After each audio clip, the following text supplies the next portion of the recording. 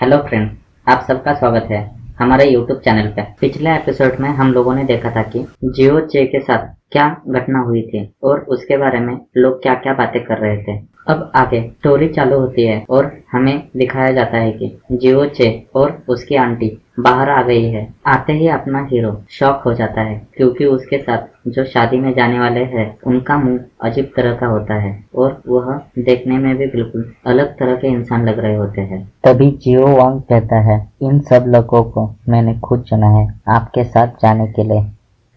जियो चे कहता है, भाई आप कुछ बेहतर लोगों को नहीं चुन सकते थे क्या? नहीं तो कुछ ऐसे लोगों को चुन लेते जो डरावने नहीं लगे। जियो यांग कहता है, आजकल आप बहुत सुर्खियों में हैं। इन लोगों के वजह से आप अलग दिखेंगे, इसलिए हम लोगों ने इन्हें चुना है जिस वजह से आप कुछ अलग दिखे। जल्दी कीजिए और आगे बढ़िए, मुहूर्त का टाइम नजदीक आ रहा है। आंटी कहती है, जियो वांग तुम्हारे ख्याल से मेरे और मेरे पिताजी की कोई इज्जत नहीं है क्या? तुमने शादी के लिए एक खच्चर कैसे ले लिया? जियो वांग कहता है, मैं आपके प्रतिष्ठा को कोई ठेस नहीं पहुंचाना चाहता था, जबकि आपके पिताजी इस सेक्ट के सबसे बड़े और पावरफुल इंसान है, तो मैं अपने सपने में भी नहीं सोच सकता कि आपके इज्जत को कोई ठेस पहुंचाए। तभी आंटी कहती है, आपको सिर्फ यह खच्चर मिला क्या? दूसरे कोई घोड़ा वगैरह नहीं मिला क्या जियो चे के साथ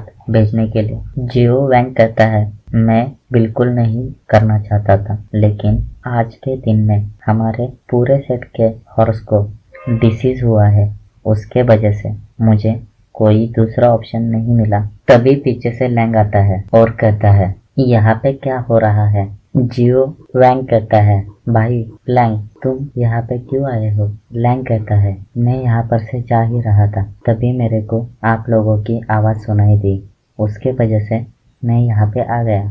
तभी जियो चे कहता है, भाई यह कोई बड़ी समस्या नहीं है, मैं यह खच्चर के साथ चला जाऊंगा क्योंकि सेट के पूरे फोर्स को कोई प्रॉब्लम हुआ है, उसके वजह से मैं यह अपने पत्नी के लिए सब सहन कर रहा हूँ, इसमें कोई बड़ी बात नहीं है। जियो यांग कहता है, तो ठीक है भाई, तुम अपने बीवी को लाने के लिए जाओ, तुम्हें उसको ज्यादा से ज्यादा टाइम देना चाहिए, मैं अभी निकल रहा हूँ। जियो चे कहता है, ठीक है भाई। तभी आंटी कहती है, जियो चे तुम्हें ऐसा नहीं कहना चाहिए था। तभी जियो चे कहता है, आंटी आपको लगता है क्या भाई हम लोगों को कोई मदद करना चाहते थे? वो तो सिर्फ भाई के साथ हम लोगों पे हंसने के लिए ही आए थे, छोड़ भी दो ये सारे बातें, अभी हम लोगों को शादी में जाने के लिए बहुत टाइम हो जाएगा, नहीं तो मैं यहाँ पर से अभी निकलता हूँ। तभी आंटी कहती है, जियो चे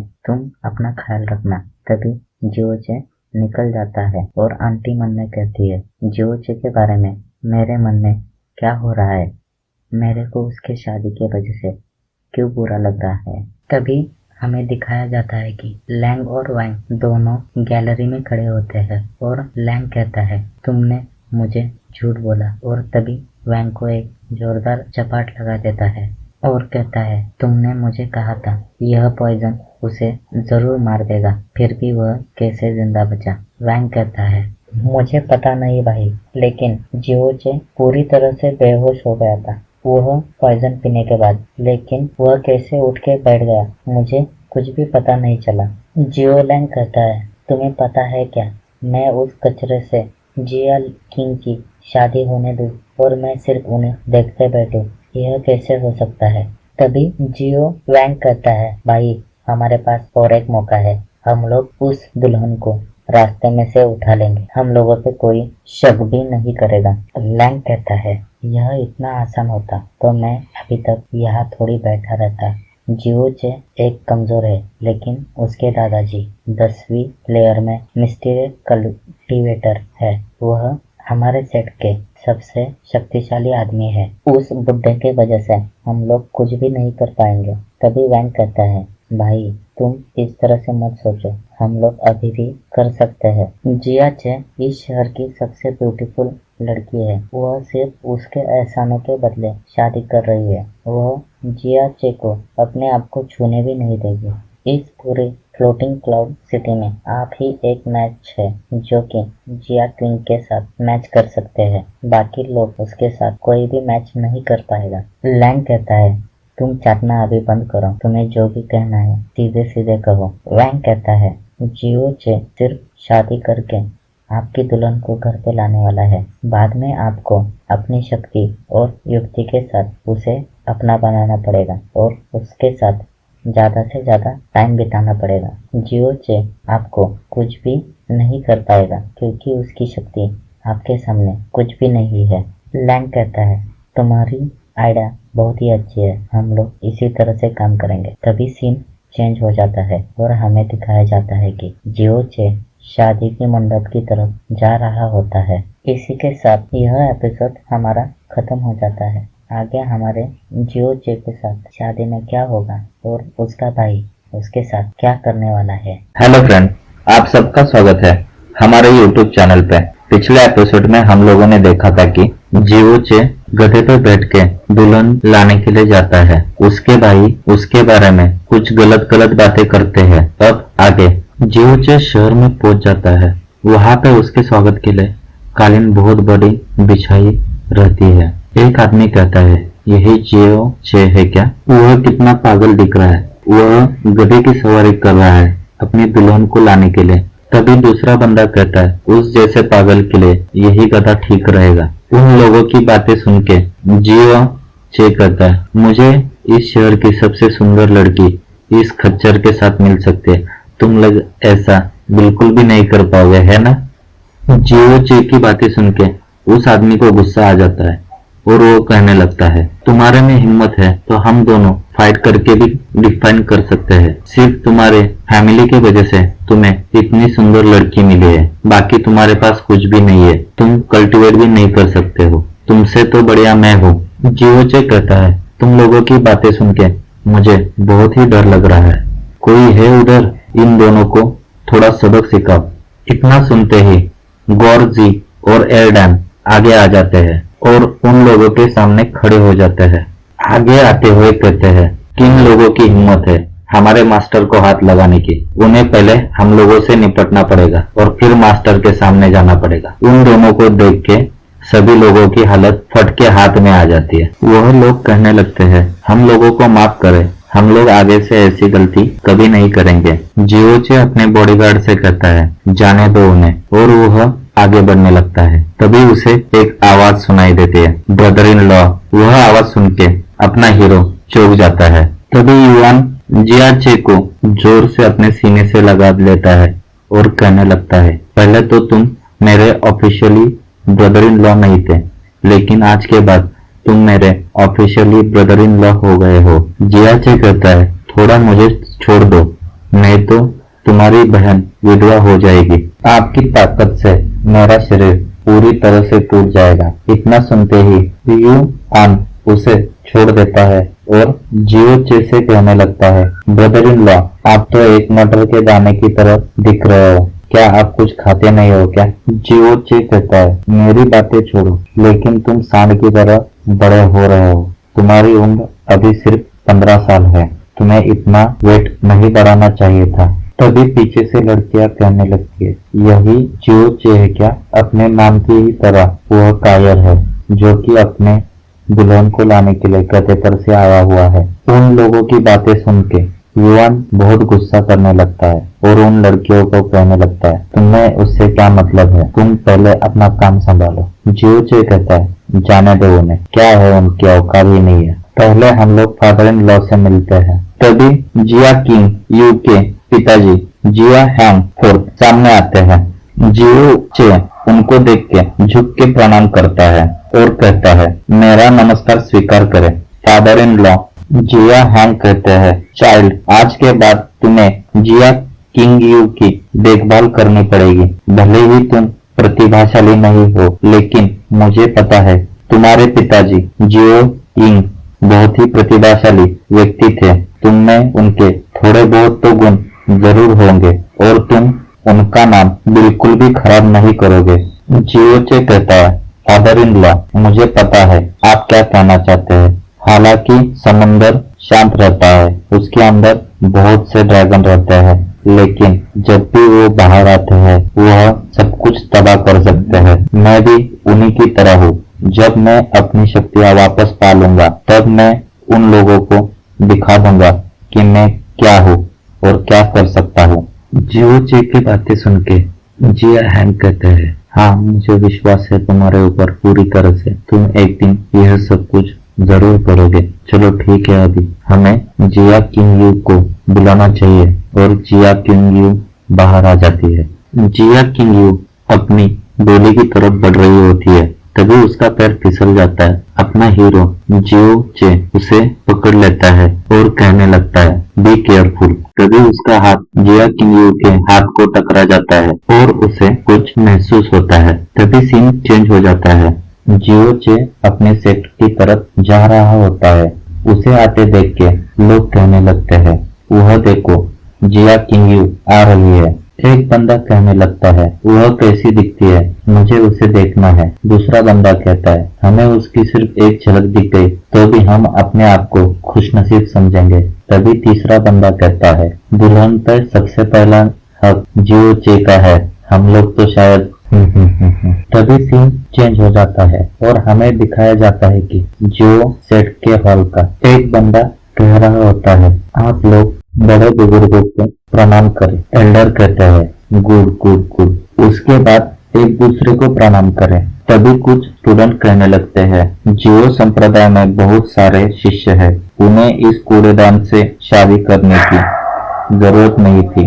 हाँ यह सही है, दूसरा कहता है। तभी आंटी कहती है, जियो चे से शादी करना उसके लिए सम्मान की बात है, आप सभी लोग गलत सोच रहे हो। तभी एक स्टूडेंट कहता है, जिया किंग यू जैसी प्रतिभाशाली व्यक्ति इस कचरे के साथ कैसे शादी कर सकती है।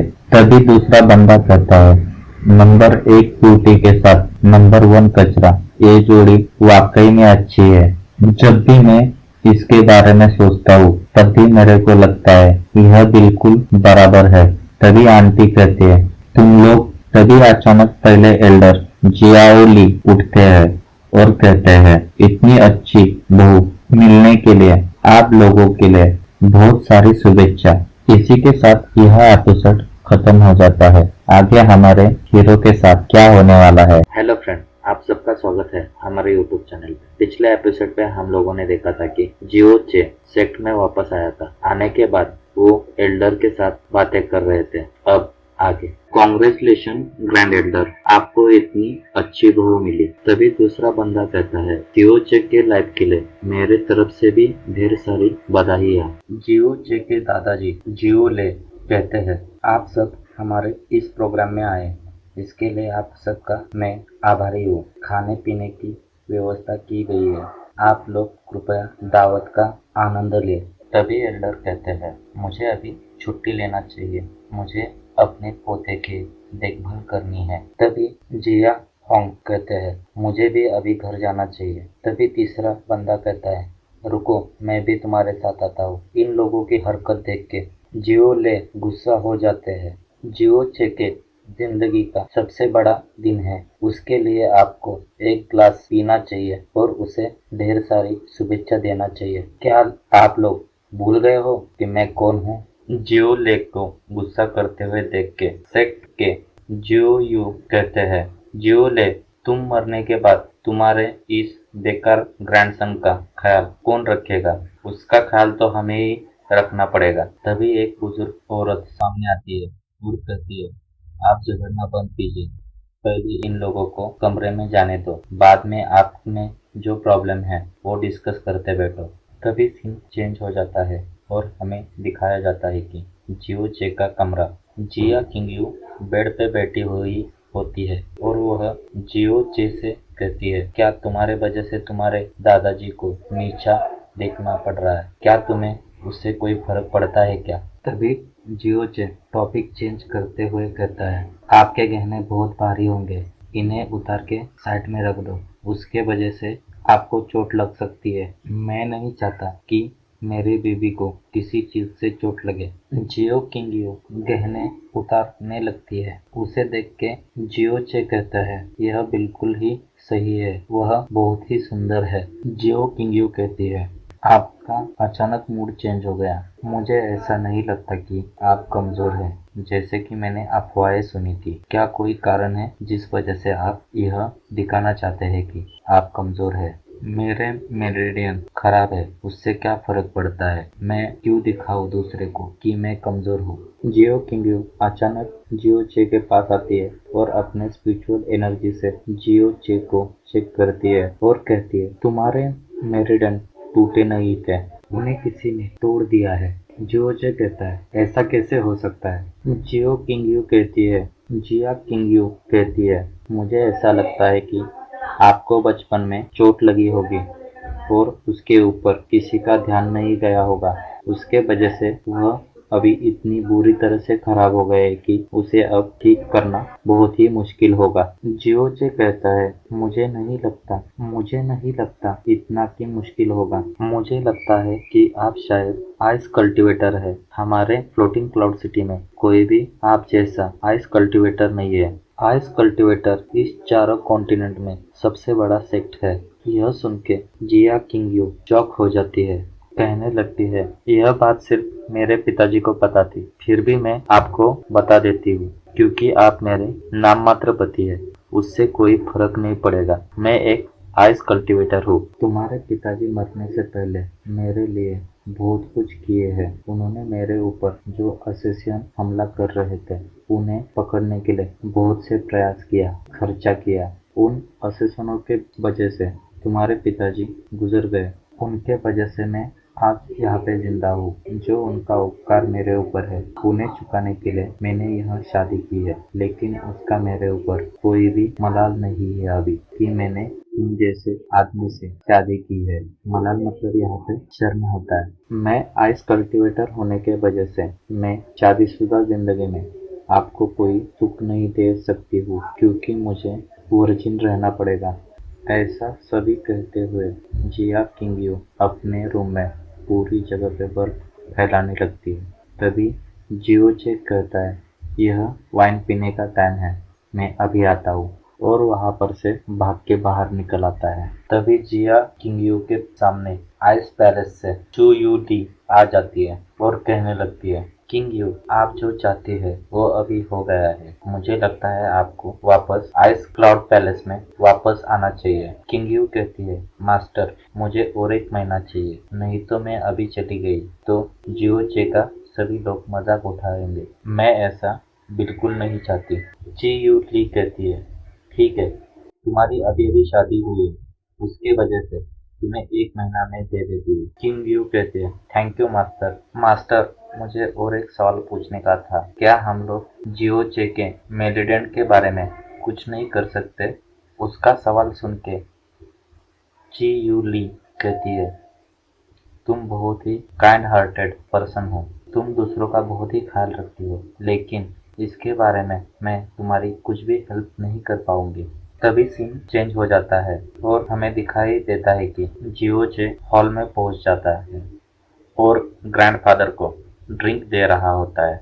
उसे वहां पे देख के सेक्ट एल्डर जियो यू कहते हैं, यह किस तरह का लड़का है, एक सुंदर फूल जो कि एक गंदगी के ऊपर रखा गया है, ऐसी हालत हो गई है उस लड़की की। उनका कहना सुन के जियो चे मन में कहता है, ए साला बूढ़ा खुलसट, अगर मेरे पास पिछली जिंदगी की ताकत होती तो मैं इन्हें अभी के अभी मार देता। तभी जियो चे के सामने दारू का एक खंबा पटक देता है। इसी के साथ हमारा एपिसोड यहाँ पे खत्म हो जाता है। दारू का खंबा किसने पटका और उसके साथ क्या होने वाला है, इसी के साथ हेलो फ्रेंड, आप सबका स्वागत है हमारे यूट्यूब चैनल पे। पिछले एपिसोड में हम लोगों ने देखा था कि जिया किंगियो अपने बारे में जो कुछ सच होता है वो बता देती है। तभी जियो चे वहाँ पर से भाग के हॉल में आ जाता है। अब आगे जियो लैंग जियो चे से कहता है, भाई हम लोगों के साथ एक ड्रिंक करोगे क्या? जियो चे कहता है, नहीं भाई, मैं ड्रिंक नहीं करता। यांग कहता है,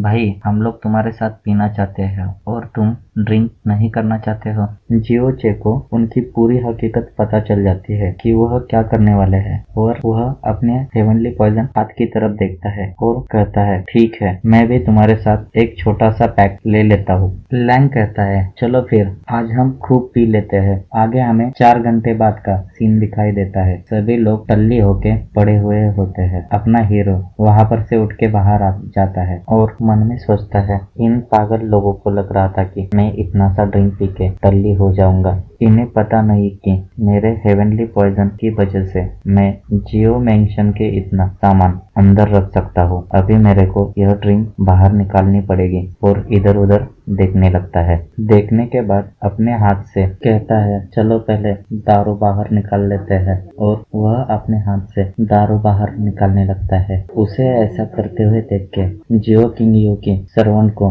कुछ गलतफहमी होती है। वह कहते हैं, कितना बेशरम इंसान है जो कहाँ पर भी सुसु करता है। जियो चे अभी भी अपने काम में लगा रहता है और कहता है, अभी वापस जाना बहुत ही बुरा होगा। उससे बढ़िया मैं अपने कीमती पत्नी के पास जाऊं और उसे कुछ सरप्राइज दे दूं। कुछ शराब अपने हाथों में लेता है और अपने पूरे बॉडी पे लगाने लगता है। उसके साथ साथ में मुंह पर भी लगाने लगता है। जियो चे को ऐसा करते हुए देख के सर्वेंट कहती है, कैसा बेशरम इंसान है। कोई भी इंसान कितना भी नशे में हो लेकिन ऐसी हरकत कोई नहीं कर सकता कि अपना पेशाब अपने मुंह पे लगा ले। जियो चे वहां पर से निकल के अपने रूम में निकल जाता है और अपने बीबी से कहता है, मतलब कि किंग यू से, बेबी मैं वापस आ गया हूँ। मैंने थोड़ी सी शराब पी ली है, तुम मुझे हक करो ना। इतना सुनते ही किंग यू उसे जोरदार लात मार देती है और अपना हीरो उड़ के बाहर गिर जाता है और उसके मुंह पर ही दरवाजा बंद करके मार देती है। जियो चे कहता है, उसने मुझे इतनी जोर से क्यों मारा? वो क्या मुझे मार देना चाहती है? और वापस दरवाजे के पास जाते हैं। जियो चे कहता है, मैं मजाक कर रहा था, मैंने शराब नहीं पी है, प्लीज मुझे अंदर ले लो। आज हमारी पहली रात है, तुम मेरे साथ ऐसा नहीं कर सकते। किंग यू दरवाजा खोलती है और जियो चे अंदर आने लगता है। किंग यू कहती है, तुम मेरे नजदीक मत आना और तुम मुझे हनी बीबी ऐसा कुछ भी नहीं कहना। और एक चीज, मैं तुम्हारे साथ सोने वाली नहीं हूँ, तुम दूसरी जगह पे सो जाओ। जियो चे कहता है, तो मैं कहाँ पे सोऊं? किंग यू कहती है, तुम बेड पे सो जाओ, मैं नीचे फ्लोर पे सो जाऊंगी। जियो चे कहता है, ऐसा कैसे हो सकता है? मैं तुम्हारा हस्बैंड हूँ तो तुम्हें जमीन पे कैसे सुला सकता हूँ? तुम पेड़ पे सो जाना। किंग यू कहती है, तो फिर ठीक है, तुम वहाँ पे जमीन पे सो जाओ। जियो चे कहता है, शायद वह मुझे जमीन पर ही सुलाना चाहती है। तभी हंसते हुए जियो चे कहता है, हनी तुम मुझ पे गुस्सा हो गई हो क्या? मैं सिर्फ एक्ट कर रहा था कि मैंने ड्रिंक किया हुआ है, उसके वजह से शायद। किंग यू कहती है, मुझे पता है तुमने ड्रिंक नहीं की थी और तुम मुझे हनी बुलाना बंद करो अभी। जियो चे कहता है, हम लोगों ने सबके सामने शादी की है, उसके वजह से मैं तुम्हें हनी बुला रहा हूँ, क्या मैं तुम्हें हनी नहीं बुला सकता? किंग यू कहती है, मुझे उन लोगों से नफरत है जो जहाँ कहाँ पे भी पेशाब करते हैं। जियो चे कहता है, वह सिर्फ एक जोक था, मैं तो सिर्फ शराब निकाल रहा था अपने अंदर से। किंग यू कहती है, मैं भी सिर्फ मजाक कर रही थी। इतना सुनते ही जियो चे घर से बाहर चला जाता है। बाहर जाते हुए जियो चे मन में सोचता है, क्या बकवास जिंदगी है मेरी। शादी के बाद भी इस ठंडी में मेरे को अकेले बाहर सोना पड़ रहा है। अगर मेरे पास शक्ति होती तो मैं उसे धक्के मार के निकाल देता। मुझे शक्तिशाली होना पड़ेगा, मेरे मेरिडियन जो डैमेज है उसे भी कवर करना पड़ेगा। तभी हीरो का हेवनली पॉइजन चमकने लगता है और अपना हीरो सोचता है, मेरे पिछले लाइफ में यह हेवनली पॉइजन 7 बार चमका जब मेरे को खजाने का अंदेशा हुआ। शायद यहाँ नजदीक ही कोई ट्रेजर होगा, चलो जाके ढूंढते हैं। और वह सीढ़ियों पर से ऊपर जाने लगता है। चलते चलते वह गार्डन में पहुंच जाता है और हर जगह पे दौड़ने लगता है। वह मन में कहता है, मैंने हेवनली पॉइजन के हर निर्देश का पालन किया लेकिन मुझे यहाँ पे कुछ भी नहीं दिखाई दे रहा है। तभी उसकी नजर एक चीज पे पड़ती है और वह हाथ में उठाते हुए कहता है, माय गॉड, ये तो हिडन स्टार ग्रास है और वो भी 2 है। यह छाया में छुपते हैं लेकिन उनको देखने के बाद वह चमकते हैं। मैंने मेरे पिछली लाइफ में सिर्फ एक ही देखा था मेरे पूरी लाइफ में, लेकिन मैं बहुत ही खुशनसीब हूँ। इस लाइफ में मेरे को ये दो मिल गए, वो भी इतनी आसानी से। इसे पाने के लिए लोग एक दूसरे को मारने मरने पर भी उतारू हो जाते हैं, लेकिन मुझे इसे छुपाना पड़ेगा। मैं इसे हेवनली पॉइजन के पास रख देता हूँ और वह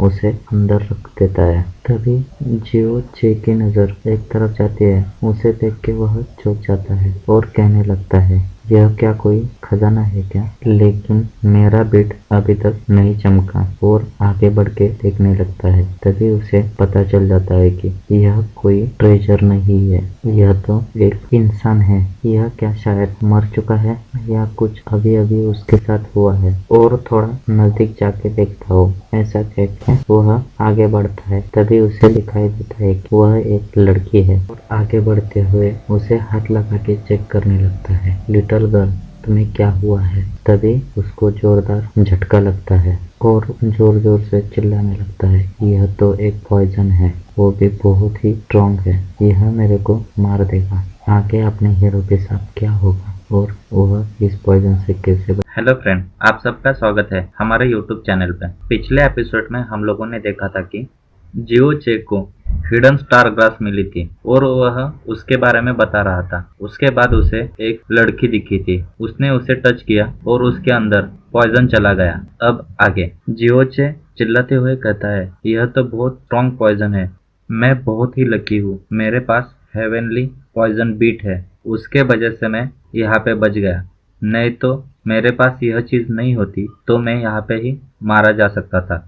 यह लड़की कौन है और इसे पॉइजन किसने दिया था और क्यों दिया था, और इतना शक्तिशाली पॉइजन है। मेरा हेवनली पॉइजन बीट थोड़ा भी स्लो होता तो मैं यहाँ पे मारा जा सकता था। तभी अचानक वह लड़की अपने हीरो का हाथ पकड़ती है और कहती है, हेवनली पॉइजन। इतना सुनते ही अपना हीरो मन में सोचता है, इस लड़की को कैसे पता कि मेरे पास हेवनली पॉइजन बीट है। तभी वह लड़की जियो चेक की उंगली को काट के उसका खून चूसने लगती है। उसे ऐसा करते हुए देख के हीरो कहता है, तुम क्या कर रही हो, मुझे छोड़ दो, मेरे को दर्द हो रहा है। वो लड़की रुकती नहीं है, वह कंटिन्यू उसकी उंगली से खून चूस रही होती है। अपना हीरो उसे झटक देता है। तभी वह लड़की अचानक वहां पर से गायब हो जाती है। हीरो इधर उधर देखने लगता है, यह लड़की कहाँ गई। तभी उसके अंदर कुछ होने लगता है और अपना हीरो कहता है, शायद मुझे ऐसा लगता है कि वह मेरे बॉडी के अंदर चली गई है। नहीं नहीं, वो मेरे हेवनली पॉइजन बीट के अंदर चली गई है। ऐसा कहते हुए वो अपने हाथ की तरफ देखता है और अपने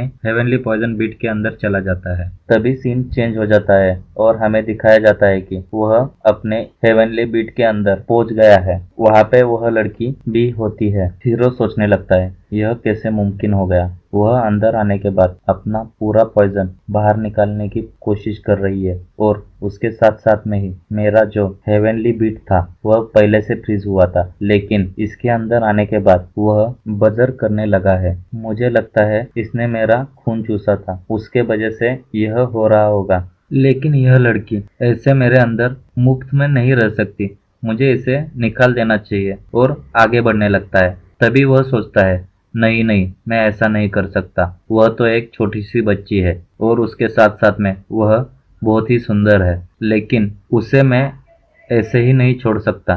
ठीक है, अभी मैं उसको कुछ नहीं करता, लेकिन 2 साल के बाद उसे देख लूंगा। तभी सीन चेंज हो जाता है और बाहरी दुनिया में आ जाता है। हीरो अपने आप से कहता है, मैंने उसे सिर्फ पहचान करने के लिए टच किया था, उसके एज के वजह से नहीं। तभी पीछे से आवाज आता है, तुमने किसे टच किया था? जियोचे पीछे घूमता है और देखता है उसकी आंटी वहां पे खड़ी होती है। जियोचे कहता है, नहीं नहीं, मैंने किसी को टच नहीं किया था। आंटी कहती है, तुम इतनी रात को इस गार्डन में क्या कर रहे हो? हीरो कहता है, मुझे नींद नहीं आ रही थी, उसके वजह से मैं यहाँ पे आके तारे देख रहा था। और मन में सोचता है, मैं आंटी को कुछ भी नहीं बता सकता कि मेरे पत्नी ने मेरे को धक्के मार के बाहर निकाल दिया है। तभी आंटी कहती है, तुम्हें अकेले को रात को बाहर घूमना नहीं चाहिए, तुम पे किसी ने अटैक कर दिया तो? जियोचे कहता है, कोई बात नहीं आंटी, लेकिन आप यहाँ पे क्यों आए हुए हैं? आंटी कहती है, नहीं नहीं, मैं तुम्हारी कोई चिंता कर नहीं रही थी, मैं सिर्फ यहाँ पे तारे देखना चाहती थी, इसलिए आई थी। और आंटी मन में कहती है, तुम्हारी अभी भी शादी हुई है तो मैं थोड़ी सो सकती हूँ, मुझे थोड़ा अलग फील हो रहा था। जियोचे कहता है, तो चलो फिर हम दोनों मिलके तारे देखते हैं, और वहां पर से आगे बढ़ के एक पेड़ के पीछे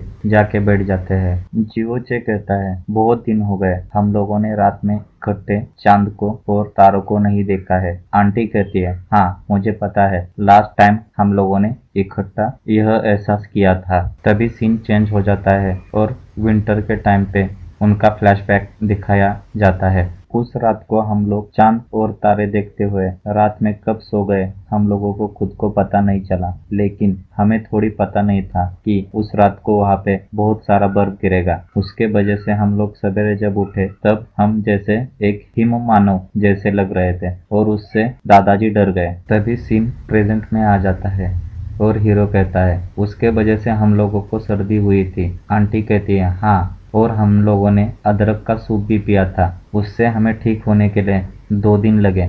जियोचे आगे बढ़ता है और आंटी को पकड़ लेता है। तभी आंटी कहती है, जियोचे, हम लोग अभी उस दिन जैसा नहीं कर सकते हैं, हम लोग अभी बड़े हो गए हैं और उसके साथ में तुम्हारी शादी भी हो गई है। जियोचे मन में सोचता है, क्या वह शादी है? हम लोग तो सिर्फ नाम के ही पति पत्नी हैं। जियोचे कहता है, आंटी अगर मैंने आपको किस कर लिया तो? आंटी कहती है, तो तुम्हें मेरे से शादी करनी पड़ेगी। जियोचे कहता है, हाँ कर लेता, लेकिन आप तो मेरी आंटी है ना। इतना सुनते ही आंटी पूरी तरह से लाल हो जाती है और गलत ख्यालों को छोड़ने के लिए इधर उधर सर हिलाने लगती है। तभी आंटी जियोचे से कहती है, तुम मेरी तरफ क्यों देख रहे हो, और तुम जो बातें कर रहे हो वह तुम्हारे पत्नी ने सुना तो क्या होगा? जियोचे कहता है, आंटी आपको तो सब पता है, मैं जिया किंगयू के साथ शादी नहीं करना चाहता था। आंटी कहती है, हाँ मुझे पता है तुम क्या चाहते हो, लेकिन अब उसके बारे में ज्यादा मत बोलो। आंटी रोते हुए शक्ल बना के कहती है, लेकिन मैं तुम्हारी आंटी हूँ, तुम मुझसे प्यार करते हो, यह जान के मुझे बहुत अच्छा लगा। और वह दोनों वहां पर ही सो जाते हैं। उन्हें ऐसी बातें करते हुए जिया किंगयू पीछे से देख रही होती है। उनके सोने के बाद जिया किंगयू उनके ऊपर शाल डाल के वहां पर से वापस चली जाती है। तभी सीन चेंज हो जाता है और सवेरा हो जाता है। जियोचे उबासी देते हुए देखता है और शॉक हो जाता है। जियोचे सोचने लगता है, क्या यह शाल मेरे रूम की नहीं है क्या? मुझे लगता है यह मेरे ही रूम की होगी, लेकिन यह यहाँ पे कैसे आ गई? मुझे लगता है हम दोनों को इस तरह से मेरे बीबी ने देख लिया है, फिर भी उसने मुझे कुछ नहीं कहा, ऐसा कैसे हो सकता है? और वह यहाँ पर से कैसे कुछ न बोल के चली गई? यह तो बहुत इंटरेस्टिंग है। इसी के हेलो फ्रेंड, आप सबका स्वागत है हमारे यूट्यूब चैनल पे। पिछले एपिसोड में हम लोगों ने देखा था कि जियोचे और अंट दोनों गार्डन में बैठ के बातें कर रहे थे और बातें करते करते वहाँ पर ही सो गए। उन्हें ऐसी हालत में जियोचे के बीबी ने मतलब जिया किंगयू ने देखा। अब आगे एपिसोड चालू होता है और हम लोग देखते हैं एक बंदा पेट्रियाज चिल्लाते हुए आ रहा होता है। तभी उसके सामने पेट्रियाज आते हैं और पूछते हैं, तुम इतनी जल्दी में क्यों मेरे नाम से चिल्ला रहे हो? वह बंदा कहता है, यह एक न्यूज है जियो सेट के लिए। न्यूज का नाम सुनते ही पेट्रियाज की हालत खराब हो जाती है और पेट्रियाज कहते हैं, जाओ सभी एल्डर को मीटिंग हॉल में बुला लो। तभी सीन चेंज हो जाता है और हमें जियोचे को अपने रूम की तरफ जाते हुए दिखाया जाता है। वह अंदर जाते हुए इधर उधर देखते हुए आगे बढ़ रहा था। किंगयू कहती है, तुम हमेशा दरवाजे के पास क्यों रेंगते हुए रहते हो? क्या तुम्हें कल रात को नींद नहीं लगी क्या? बाहर सोना तेरे लिए अच्छा नहीं था क्या? जियोचे कहता है, नहीं ऐसी कुछ भी बात नहीं है, और मन में कहता है, तुम्हें क्या पता मैं किस तरह से सोया था। जियोचे किंगयू के पास आ जाता है और किंगयू का हाथ पकड़ता है। तभी किंगयू कहते हैं, जियोचे तुम क्या कर रहे हो? उसी समय पे उनके पीछे से आवाज आता है, तुम अभी भी उसे जियोचे कह के बुला रही हो, तुम्हें उसे हनी बुलाना चाहिए। वह दोनों पीछे मुड़ के शॉक हो जाते हैं। वहाँ पे ग्रैंडपा खड़े होते हैं। ग्रैंडपा कहते हैं, तुम दोनों बहुत ही जल्दी उठ गए। जियोचे और किंग यू दोनों ही ग्रैंडपा को प्रणाम करते हैं।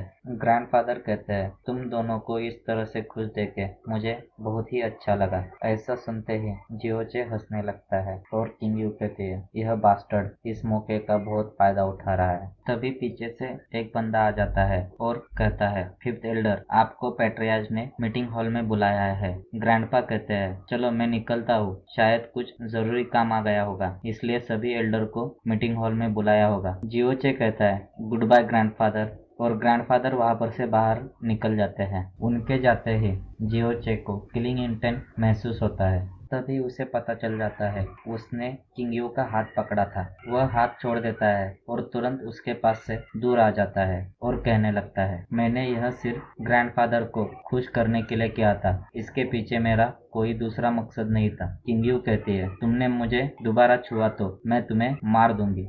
क्या हुआ, तुम मुझसे इतना दूर क्यों जा रही हो? मैंने पहले ही सब एक्सप्लेन कर दिया है और हम दोनों की शादी हुई है तो इसमें कुछ गलत भी नहीं है। मैं सिर्फ तुम्हारा हाथ ही छुआ था, दूसरे किधर भी हाथ नहीं लगाया था। किंग यू कहती है, क्या तुम मुझे दूसरी जगह पे छूना चाहते हो? जियोचे कहता है, बिना छुए प्यार नहीं बढ़ता है। तभी उसे कुछ महसूस होने लगता है और कहता है, मुझे बहुत ही ठंड लग रही है, और किंग यू की तरफ देखने लगता है। किंग यू को देख के वह बहुत ही ज्यादा डर जाता है। किंग यू अपनी शक्तियाँ यूज करके पूरे रूम में बर्फ फैला रही होती है। जियोचे कहता है, मैं सिर्फ मजाक कर रहा था, आज के बाद मैं कभी भी आपको छूने की गलती नहीं करूंगा, मुझे इस बार माफ कर दो। मैं दोबारा तुम्हें छूने का प्रयास नहीं करूंगा, मुझे इस बार माफ कर दो। तभी सीन चेंज हो जाता है और हमें दिखाया जाता है मीटिंग हॉल। पैट्रियार्च ने वही न्यूज अपने हाथ में पकड़ी हुई होती है और वह कहने लगते हैं, आप सबको पता होना चाहिए कि यंग जनरेशन को क्या बताने का है। तभी एक एल्डर हंसने लगता है और कहता है, कोई प्रॉब्लम नहीं, हम लोग इसे जरूर करेंगे, भले ही लाखों में एक चांस हो। तभी दूसरा बंदा कहता है, कुछ लोगों के ग्रैंडसन मतलब पोते वह भी चांस नहीं ले पाएंगे इस मौके का। ग्रैंडफादर सोचते हैं, ठीक है देखेंगे क्या होता है। तभी सीन चेंज हो जाता है और हमें प्रैक्टिस ग्राउंड का सीन दिखाई देता है। सब लोग प्रैक्टिस कर रहे होते हैं। कोई बॉडी डमी को पंचेस मार रहा होता है तो कोई पेड़ पे अपने पंचेस मार के अपने हाथों को मजबूत कर रहा होता है। ट्रेनिंग करके बहुत ही अच्छा लगा, उसमें से एक कहता है। तभी वहाँ पे जियोचे आता है और उन लोगों को ऐसा करते हुए देख के सोचता है, यह लोग तो रेगुलर आलसी थे, लेकिन आज यह बहुत ही प्रैक्टिस कर रहे हैं, ऐसा क्यों कर रहे हैं वो लोग। तभी एक बंदा डमी के सामने खड़ा होकर कह रहा होता है, आदरणीय, मैं आपके रूप से बहुत प्रभावित हो गया, मैं आपके लिए कुछ भी कर सकता हूँ। उस लड़के को इस तरह की हरकतें करके देखकर हीरो कहता है, यह तो किसिंग प्रैक्टिस कर रहा है, शायद मेरे जैसा किसिंग इस पूरे सेक्ट में कोई भी नहीं कर सकता, शायद मैं यह आराम से कर पाऊंगा, लेकिन यह सब क्यों अजीब तरह से व्यवहार कर रहे हैं। तभी पीछे से ग्रैंडपा आ जाते हैं। उन्हें देख के जियोचे कहता है, ग्रैंडफादर यहाँ पे क्या हो रहा है, यह लोग अजीब तरह से क्यों हरकतें क्यों कर रहे हैं। ग्रैंडपा कहते हैं, यहाँ पे कुछ बड़ा होने वाला है, हमें न्यूज मिली है कि जियो सेक्ट यहाँ पे कुछ बंदे भेजने वाला है। जियोचे कहता है, लेकिन जियो सेक्ट हमारे जैसे सेकंड क्लास जियो क्लैन के यहाँ पे बंदे क्यों भेजेगा, हम तो उनके मुकाबले बहुत ही गरीब है और हम जैसे उनके दूर के रिश्तेदार लगेंगे। तभी ग्रैंडपा कहते हैं, तुम्हें पता नहीं शायद, हमारे सेक्ट फाउंडर सीओ बिले, उनका बेटा पनिशमेंट हॉल का एक एल्डर है, उनके पुत्र को सेक्ट से निकाल दिया है, उस वजह से वह गुजर गए, उनकी जगह पे दूसरा एल्डर ले लिया गया है, तो एक जगह खाली है, उसलिए हमारे सेक्ट से कोई बंदा वहाँ पे लेना चाहते हैं वह, इसलिए यहाँ पे कोई आने वाला है, ऐसी रिपोर्ट हमें मिली है, उस वजह से यह लोग सब इस तरह की हरकतें कर रहे हैं। आगे सेक्ट में कौन आने वाला है और वह क्या क्या करेगा, इसी सस्पेंस के साथ हमारा यह एपिसोड यहाँ पे खत्म हो जाता है। अगर आपको हमारा एक्सप्लेनेशन अच्छा लगे तो चैनल को लाइक करें, सब्सक्राइब करें। Thank you for watching this video.